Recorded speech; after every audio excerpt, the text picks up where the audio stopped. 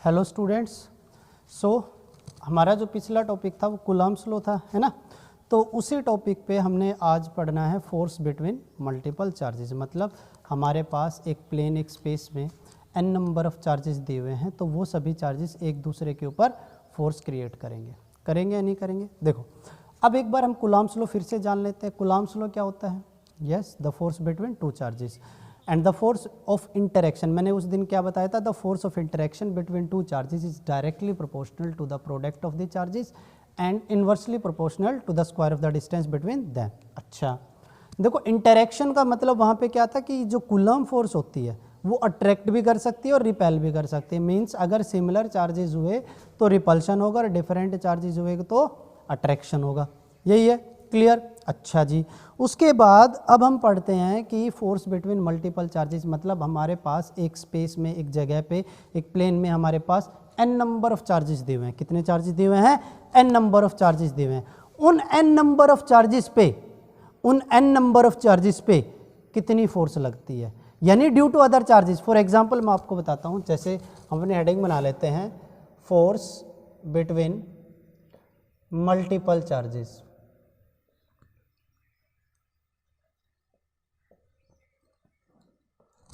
Force between multiple charges, जैसे हम मान लेते हैं हमारे पास एक ये चार्ज है Q1, ठीक है, और ये एक चार्ज है Q2, Q3, Q4 up to ऐसे Qn चार्जेस रखे हुए हैं, ठीक है।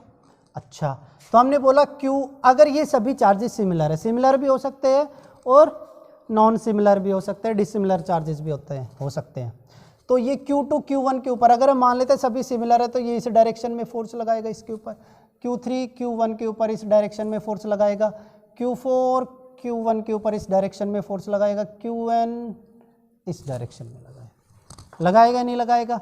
यानी ये वाली जो फोर्स है 1 पे ये 2 के कारण, this is force on 1 due to 4, this is force on 1 due to 3, this is force on 1 due to n।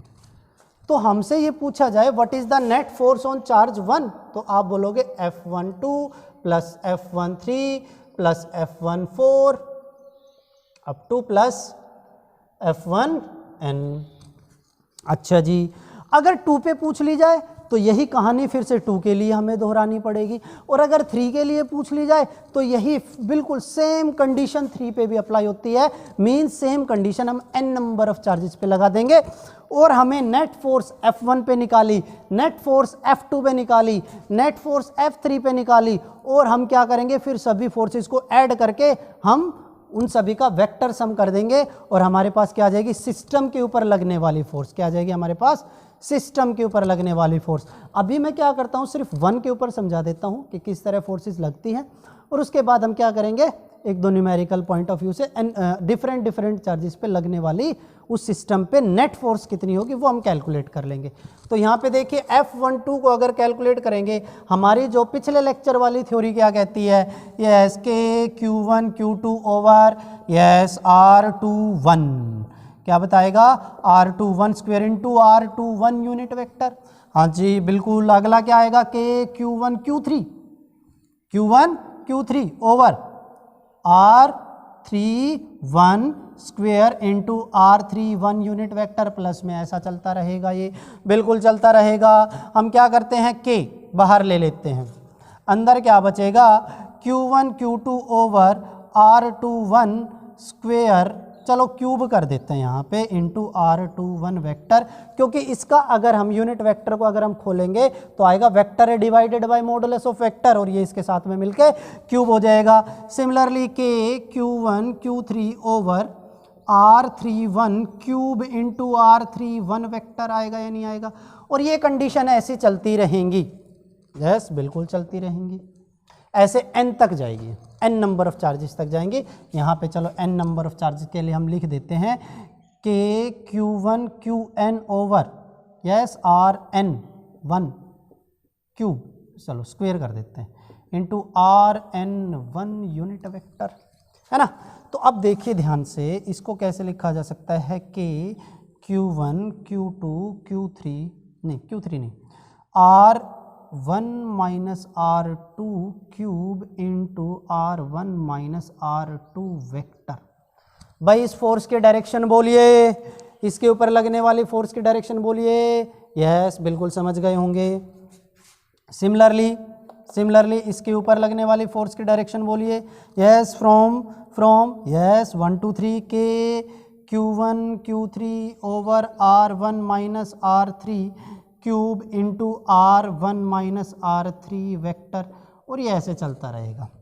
तो ये हमारे पास नेट फोर्स आ जाएगी 1 के ऊपर। इस तरह से हम चलते रहेंगे तो आ जाएगी या नहीं आ जाएगी? बिल्कुल आ जाएगी। इसी तरह आप F2 के लिए जा सकते हो, इसी तरह आप F3 के लिए भी जा सकते हो, और हमारे पास n नंबर ऑफ फोर्सेज आ जाएंगे, और उन सभी का हम क्या कर देंगे? हम वेक्टर सम कर देंगे। क्या कर देंगे? हम वेक्टर सम कर देंगे। एक छोटा सा न्यूमेरिकल इसके ऊपर देखते हैं, उससे मुझे लगता है ज़्यादा अच्छे से समझ में आ जाएगा। तो हम एक न्यूमेरिकल देख लेते हैं, उस पर ज़्यादा फोकस करेंगे तो हमें ज़्यादा अच्छी तरह से समझ में आएगा। वो देखिए क्या है। मान लीजिए मेरे पास एक इक्विलेटरल ट्रायंगल है।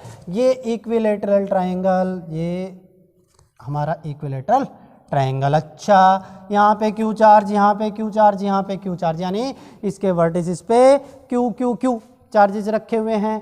अच्छा, ये एंगल कितना? 60 डिग्री। ये एंगल कितना? 60 डिग्री। ये एंगल कितना? 60 डिग्री। मैं मान लेता हूँ हर एक साइड है L। Let us consider each side of this triangle is yes L। तो अब ये पूछा गया सिस्टम पे फोर्स बताइए।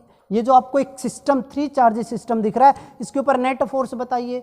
अच्छा, अगर इस पॉइंट को मैं A मान लूँ, इस पॉइंट को मैं B मान लूँ, और इस पॉइंट को मैं C मान लूँ, तो हम बोलेंगे ये Q इस Q के ऊपर फोर्स लगा रहा होगा। डायरेक्शन बोलिए, ये रहा। आप बोलोगे this is force on A due to C, है ना? अच्छा, बहुत बढ़िया है भाई। ये तो अब देखिए इधर, ये B A के ऊपर फोर्स लगा रहा होगा इस डायरेक्शन में। This is force on A due to B। बिल्कुल सही है ये। अगर ये एंगल 60 है तो ये एंगल कितना होगा? आंसर है 60 होगा। कितना होगा? 60 होगा। अब देखो, ये फोर्स इस डायरेक्शन में लग रही है और ये फोर्स इस डायरेक्शन में लग रही है, तो इन दोनों का रिजल्टेंट, चलो ठीक है, इसका पैरेलल यहाँ पे बनाइए, पैरेललोग्राम लो वेक्टर एडिशन। इधर आ जाएगा F1 मान लेते हैं हम इसको। क्या मान लेते हैं? F1। So first of all what is F1? आप बोलोगे FAB स्क्वायर। ट्राइंगल लो या फिर पैरेललोग्राम लो वेक्टर एडिशन से हमारा रिजल्टेंट F1 कैसे निकालते हैं? भाई ट्रायंगल लॉ आपने 11th क्लास में ट्रायंगल लॉ वेक्टर एडिशन पढ़ा था, तो उसमें हम रिजल्टेंट कैसे निकालते थे? R इज इक्वल्स टू, अरे भैया बोलो, R is equals to yes A square plus B square plus 2AB cos theta. ऐसे ही निकालते थे, बिल्कुल ऐसे ही निकालते थे। अब हमने क्या किया? ये हमारी रिजल्टेंट फोर्स है और ये उसके कॉम्पोनेंट्स हैं। अच्छा ठीक है, तो फिर तो ये हो जाएगा FAB square plus FAC square plus 2FAB FAC cos theta, और इसका अंडर रूट, है ना?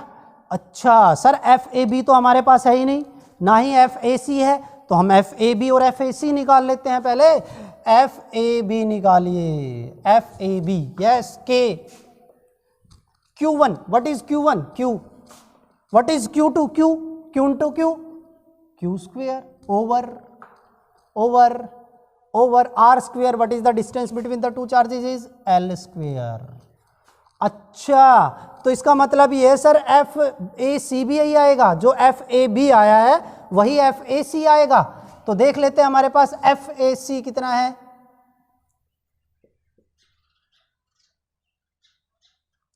FAC कितना है? KQ square by L square.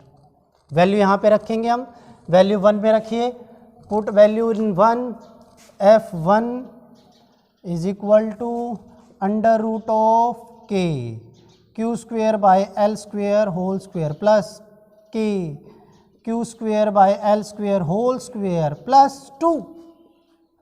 अब यहाँ पे देखिए FAB FAC दोनों सेम है, फिर से KQ square by L square whole square into cos theta, angle बताइए दो फोर्सेस के बीच में 60 डिग्री, कोस 60 डिग्री। अच्छा जी, तो F1 कितना है हमारे पास, देखो यहां से के Q square by L square, देखो सभी स्क्वेयर की फॉर्म में है, सभी स्क्वेयर की फॉर्म में है, तो ये और ये तीनों बाहर आ जाएंगे, अंदर क्या बचेगा, इसकी जगह 1 + 1 + 2 इंटू को 60 बोलिए बेटे 1/2 कैंसिल हुआ। सो F1 हमारे पास कितना आएगा, K Q square by L square √3। अच्छा, F1 आ गया हमारे पास। अब F2 को ध्यान से देखिए, F2 देखिए, ये हम मान लेते हैं फोर्स ऑन ये B ड्यू टू A, ये इस डायरेक्शन में force on B due to A, ये हम मान लेते हैं force on B due to C। तो अगर ये 60 है, ये क्या रहेगा 60, और ये रिजल्टेंट आ जाएगा आपके पास F2। अब आप ये कहना चाहते हो कि सर जो FAB और FBC, yes Newton's third law, यहाँ पे देखिए अगर ये FAB है तो ये क्या है FBA है, और अगर ये क्या है हमारे पास FCB तो वो क्या है FBC। अब सिंपल सी बात है, ये क्यों डिस्टेंस L, फोर्स तो वही आनी है ना, ये फोर्स, ये वाली फोर्स और ये वाली फोर्स यही तो आएगी या नहीं आएगी भाई, मैग्नीट्यूड तो यही आएगा, मैग्नीट्यूड तो यही आएगा। तो हमारे पास F2 कितना आएगा, F2 तो F2 आएगा √of FBC square plus FBA square plus 2 FBC FBA cos 60, यही तो आएगा। आप बोलोगे सर ये वैल्यू तो फिर से वही आ गई। सो F2 वही आ गया हमारे पास √3 के Q square by L square. अच्छा, अब इस पे देखते हैं हम फोर्स, ये इस डायरेक्शन में, ये इस डायरेक्शन में, this is F on C due to A, this is F on C due to B, this 60, this is 60 and this is F3। और बेटे F3 भी वही आएगा जो F1 और F2 आया है, K Q square by L square. बोलो नहीं आया। अच्छा जी ठीक है, बिल्कुल आ गया समझ में। अब हमारे पास नेट फोर्स हमें निकालनी है, क्या निकालनी है, नेट फोर्स हमें निकालनी है। और अगर हमें नेट फोर्स निकालनी है तो नेट फोर्स क्या आएगी, F1 + F2 + F3 आएगी या नहीं आएगी। तो नेट फोर्स F1 बोलिए के √3 या फिर √3 के Q square by L square plus ये कितना है √3 के Q square bye yes L square, √3 के Q square by L square. आप बोलोगे K Q square by L square बाहर आ गया, 1 + 1 + 1 यस अंदर आएगा √3 + √3 + √3। आप बोलोगे सर √3 भी हम बाहर ले सकते थे, तो ये लीजिए √3 के हमने बाहर ले लिया, 1 + 1 + 1 क्या आ गया यहाँ पे आंसर हमारे पास नेट फोर्स कितनी आ गई 3√3 के Q square by L square. ये हमारा आंसर आ जाएगा, ये हमारा आंसर आएगा नेट फोर्स। अगर वो पूछे आपसे what is the force on one of the 3 charges due to others, अगर किसी भी एक पे पूछ ले दूसरे इन दोनों की वजह से, तो आपका आंसर बस यहीं पे आ गया था। किसी भी, जैसे एक एग्जांपल आपको देते हैं, आप उसको अच्छी तरह पोज करो, उतारिए और आगे देखिए क्वेश्चन छोटा सा बिल्कुल आसान सा। आप बोलोगे सर बिल्कुल आसान क्वेश्चन है ये, हम करेंगे और आप खुद से ट्राई करोगे। देखो जब आप खुद से ट्राई करोगे ना तभी आएगा, ठीक है ना। हाँ, क्योंकि मेरी प्रैक्टिस से कुछ नहीं होगा, आपकी प्रैक्टिस से होगा जो कुछ भी होगा। देखिए कैसे, ये हमारे पास एक स्क्वायर है, this is a square, side A, name of the corner ABCD, clear. Charges रखे हुए Q Q Q Q, clear. What is the force on one of the charges, one of the 4 charges due to others, यानी किसी भी एक पे निकालिए, किसी भी एक पे, जो बाकी बचे हुए 3 हैं उनके कारण। ठीक है, थोड़ी देर के लिए स्क्रीन पॉज करो और क्वेश्चन निकाल के बताइए फटाफट, आंसर दीजिए इसका आंसर दीजिए फटाफट, स्क्रीन पॉज करो, आंसर निकालिए। ठीक है, अच्छा अब देखिए इधर, देखिए हम ये वो चार्ज ले लेते हैं, मान लेते हैं सभी चार्जेस सेम पोलैरिटी के, plus Q plus Q plus Q plus Q. ठीक है, सेम पोलैरिटी के ले लो, डिफरेंट के लोगे तो डिफरेंट से भी हो जाएगा, कोई ज़्यादा बड़ी बात नहीं है। ठीक है, अच्छा सेम पोलैरिटी के ले लें। ठीक है, अच्छा तो इस क्यू ने इस क्यू पे फोर्स लगाई इस डायरेक्शन में, this is force on B due to C, लगाई। इस ए ने बी के ऊपर फोर्स लगाई इस डायरेक्शन में, this is force on B due to A, लगाई या नहीं लगाई? अच्छा तो इन दोनों के बीच में एंगल कितना? 90। ये क्या हुआ? रिजल्टेंट F1 मान ले इसको, F1 मान के काम करें। ओहो, तो F1 देखिए हमारे पास क्या आएगा, under root of FBC square plus FBA square plus 2FBC FBA cos 90। बेटे कोस 90 कितना? 0। F1 इज इक्वल टू कितना आ जाएगा? FBC plus FBA plus 0। अच्छा तो सर हमें FBC चाहिए, सिंपल सी बात है, देखो FBC दो चार्जेज है, K Q into Q square, बीच में डिस्टेंस बोलिए A, है ना, यही तो है। अच्छा तो सर यही FBA होगी, बिल्कुल होगी, तो यही वैल्यू हम इस इक्वेशन में रखेंगे तो F1 कितना आएगा हमारे पास? F1 तो अंडर रूट ऑफ कितना आ जाएगा? K Q square by A square whole square plus K Q square by A square whole square, आएगा या नहीं आएगा? तो F1 कितना आया हमारे पास? के Q square by A square हम बाहर ले लें तो अंदर बचेगा 1 प्लस 1, तो यह आ जाएगा √2 के Q square by A square. अच्छा तो सर ये तो दो चार्जेस की फोर्स आई है, this is due to this force and due to this, ये वाली फोर्स इसके कारण है और ये वाली फोर्स इसके कारण है। ये वाली भी तो फोर्स लगाएगा, ये वाला चार्ज क्या इसके ऊपर फोर्स नहीं लगाएगा? बिल्कुल लगाएगा। कहाँ पे लगाएगा? यस, अलोंग द डायगोनल, देखो डायगोनल ही लगाएगा, ये लगाएगा ही नहीं लगाएगा। अब इस चार्ज से इस चार्ज के बीच का डिस्टेंस कितना है? ये है, और अगर हम पाइथागोरस लगाएं तो ये आएगा √2a, कैलकुलेट करके देख लो, ए स्क्वेयर प्लस ए स्क्वेयर बाहर आया बचा 2, तो आ गया ए बाहर आया बचा √2a, है ना। अच्छा अब देखो इन दोनों की जो फोर्स है उसका रिजल्टेंट है इस डायरेक्शन में, है ना, और इस फोर्स का जो ये वाला चार्ज जो फोर्स लगा रहा है वो भी इसी के अलोंग है। भाई रिपल्शन ही तो हो रहा है, वो भी तो इसी के अलोंग होगा, तो हमारे पास नेट फोर्स क्या आएगी? ये वाली फोर्स प्लस जो ये लगा रहा है वो भी इसी के अलोंग है, क्योंकि नेट फोर्स इसी डायरेक्शन में हमारे पास, इन दोनों चार्जेस के कारण जो फोर्स आई है वो रिजल्टेंट इस डायरेक्शन में है, और ये वाली जो चार्ज है, ये वाला जो चार्ज है वो तो लगा ही डायगोनल को अलोंग रहा है, उस डायरेक्शन में रिपल्सिव फोर्स है क्योंकि सेम पोलैरिटी के हैं। तो हम इस फोर्स को F2 मान लें, इस फोर्स को, ठीक है, F2, तो F2 कितना आएगा? K चार्ज बोलो Q into Q square over distance बोलिए √2a स्क्वेयर, तो कितना आ जाएगा? K Q square bye 2a square, यही तो आएगा या नहीं आएगा? रिजल्टेंट फोर्स F बोलिए, आप बोलोगे F1 प्लस F2, F1 बोलो कितना है?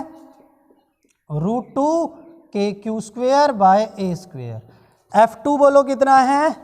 K Q square bye 2a square, clear? अच्छा तो अब यहाँ पे देखिए कितना आ जाएगा? K Q square by A square हम बाहर ले लें, अंदर बचेगा √2 प्लस 1/2 न्यूटन, ये आपके पास आंसर आ जाएगा, ठीक है। सो अब इस तरह के क्वेश्चन इस तरह से निपटा सकते हैं, ज़्यादा टाइम नहीं लगेगा, ये तो समझाने में मुझे टाइम लग रहा है। जब आप खुद से प्रैक्टिस करोगे तो बिल्कुल चुटकियों में होने वाले क्वेश्चन है ये, ठीक है। अच्छा, एक और देख लेते हैं, एक लास्ट क्वेश्चन देख लेते हैं, आसान सा है वैसे तो।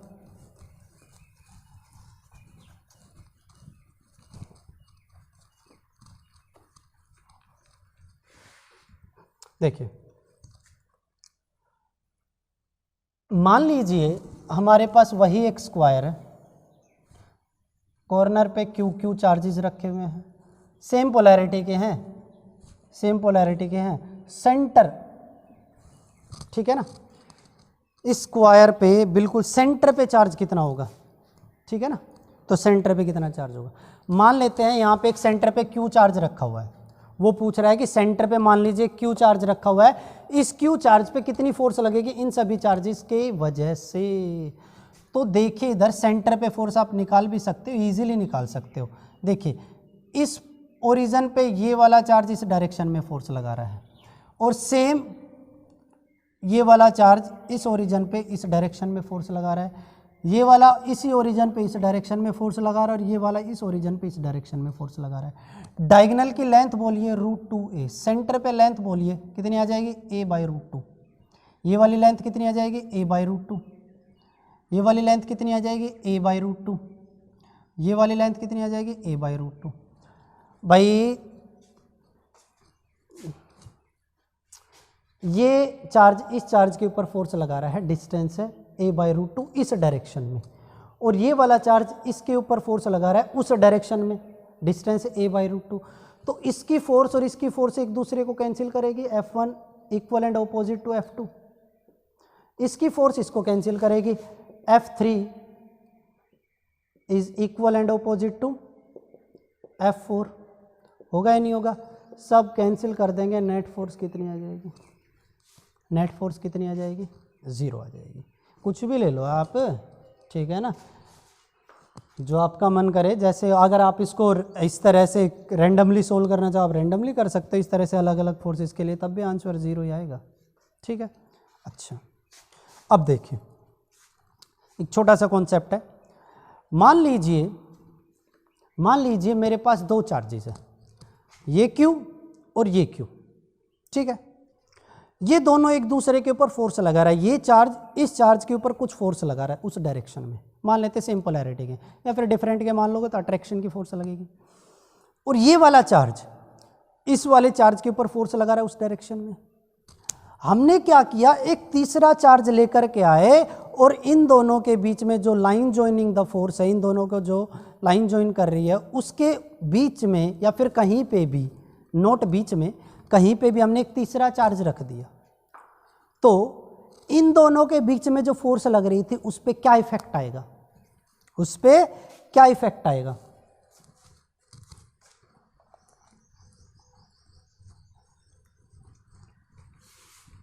देख लेते हैं।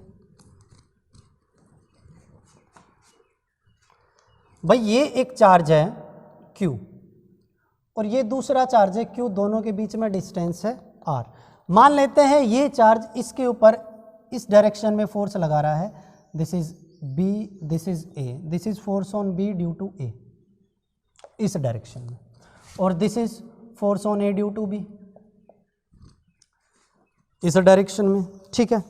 मैंने क्या किया, एक तीसरा चार्ज लेकर के आया Q चार्ज, और जो ये line joining the two charges है इस पे कहीं पे भी रख दिया, कहीं पे भी, ठीक है।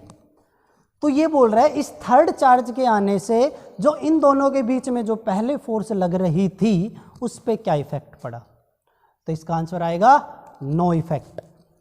आंसर कितना आएगा, नो इफेक्ट। क्या आएगा, नो इफेक्ट। देखिए मान लीजिए ए बी के ऊपर फोर्स लगा रहा था 10 न्यूटन की, ठीक है, और बी ए के ऊपर लगा रहा था 10 न्यूटन की। अब ये तीसरा चार्ज आ गया, तो ये तीसरा चार्ज अपना अलग इफेक्ट दिखाएगा बी पे और ए पे, लेकिन जो पहले इफेक्ट आ रहा था उस पे तो कोई चेंज नहीं आएगा। क्या इसने आकर के डिस्टेंस चेंज किया, नहीं किया। मैग्नीट्यूड ऑफ चार्ज चेंज किया, नहीं किया। भाई इन दो को लेकर के चले, वो तो पहले भी वही थे और अब भी वही है, लेकिन क्या नेट फोर्स को चेंज कर दिया? तो आंसर है बिल्कुल चेंज कर दिया होगा, नेट फोर्स को चेंज कर दिया होगा, लेकिन इन दोनों के बीच में जो पहले फोर्स लग रही थी उस पर कोई इफेक्ट नहीं आया। जिससे इस पे एक छोटा सा क्वेश्चन ले लेते हैं कि दो चार्जेस हैं, एक छोटा सा क्वेश्चन ले लेते हैं, बिल्कुल ना के बराबर है। दो चार्जेस हैं Q एंड Q, ठीक है, सेम पोलैरिटी के ले लेते हैं और इन दोनों के बीच में डिस्टेंस है R, ठीक है। इन दोनों के line joining the two charges पे एक तीसरा चार्ज हम लेकर के आए, स्मॉल q चार्ज।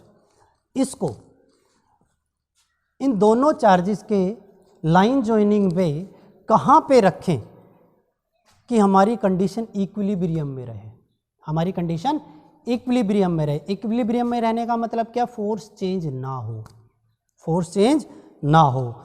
अगर हम इसको पॉइंट ए मान ले और इसको पॉइंट बी मान ले, सॉल्यूशन देखिए अब इसका,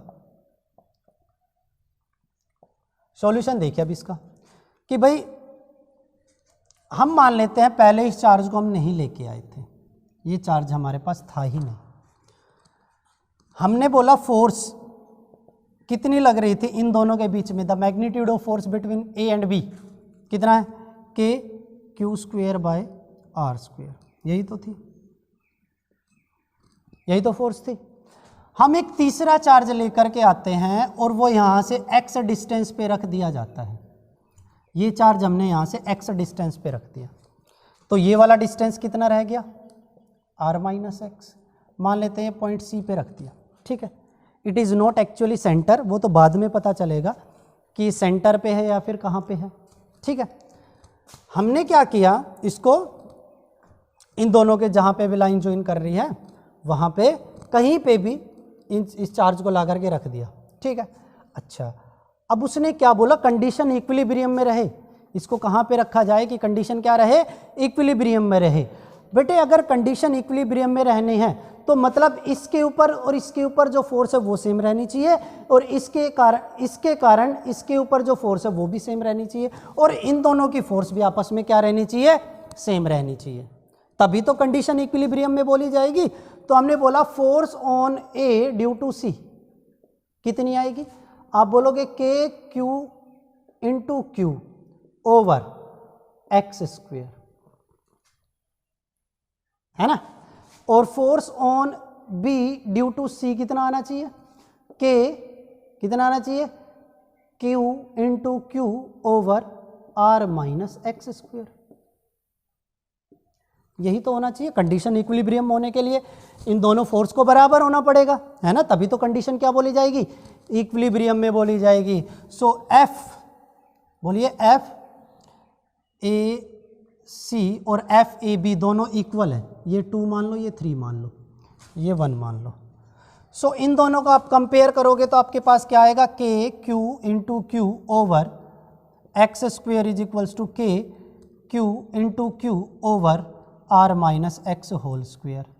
ये सब कैंसिल हो गए, क्रॉस मल्टीप्लाई करोगे R minus X whole square is equals to X square, तो आ जाएगा R square minus plus X square minus 2xr is equal to X square. Cancel हुआ तो ये आ गया आपके पास R square minus 2xr is equal to 0। तो ये यहाँ पे आ जाएगा minus 2xr is equal to minus R square, cancel हुआ, r से r कैंसिल हुआ, तो एक r तो बची गया ना। 2x इज इक्वल्स टू कितना आया? r, x is equals to r by 2। यानी कहाँ पे रखना पड़ेगा इस चार्ज को? बिल्कुल मिड पॉइंट पे रखना पड़ेगा। कहाँ पे रखना पड़ेगा इस चार्ज को? बिल्कुल मिड पॉइंट पे रखना पड़ेगा। नहीं आया? फिर से देख लीजिए भाई, ये फोर्स आई ए पे सी की वजह से और ये फोर्स आई बी पे सी की वजह से, डिस्टेंस तो हमें मेंशन कर ही दिया। अब कंडीशन इक्विलिब्रियम में रहने का मतलब क्या? ये फोर्स और ये फोर्स बराबर है, तो हमारे पास आंसर आ गया। अगर वो ये पूछ ले what is the magnitude of this charge, इस चार्ज का मैग्नीट्यूड बताइए। अब एक बात बताओ,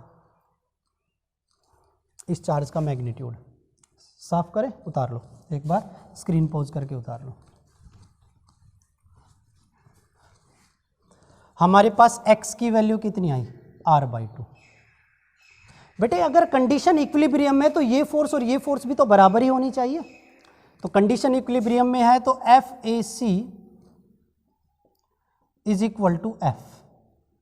लेकिन चलो मैग्नीट्यूड निकाल रहे हैं, तो बराबर है, ठीक है। अच्छा, तो FAC आपके पास कितना है, K Q into Q over X square, बोले तो r/2 स्क्वेयर, तो यहाँ पे कितना हो जाएगा, 4 हो जाएगा, r/4 हो जाएगा, r²/4 हो जाएगा, is equal to K Q square by R square, R square से R square cancel out, Q cancel out, K cancel out, तो 4 into Q is equal to Q, so Q is equal to Q/4। This is the magnitude of this charge. अगर sign पूछ लिया जाए तो देखिए ये force और ये फोर्स इक्वल एंड ऑपोजिट होनी चाहिए, तभी कंडीशन इक्विलिब्रियम में होगी। तो ये चार्ज क्या आ जाएगा, यहाँ पे आप माइनस लगाओगे, इक्वल एंड ऑपोजिट तभी बनेगा, माइनस लगा के लाओगे तो साइन क्या आएगा, नेगेटिव साइन आएगा। कैसा साइन आएगा, नेगेटिव साइन आएगा। क्लियर है, पक्का, ठीक है। नेक्स्ट क्लास में जब भी आएंगे तो इसके ऊपर और क्वेश्चन करेंगे, थोड़े से डिफ़िकल्ट लेवल वाले। ये तो इजी लेवल था, थोड़ा सा और डिफ़िकल्ट लेवल के क्वेश्चन करेंगे, ठीक है। थैंक यू, आज की क्लास इतनी।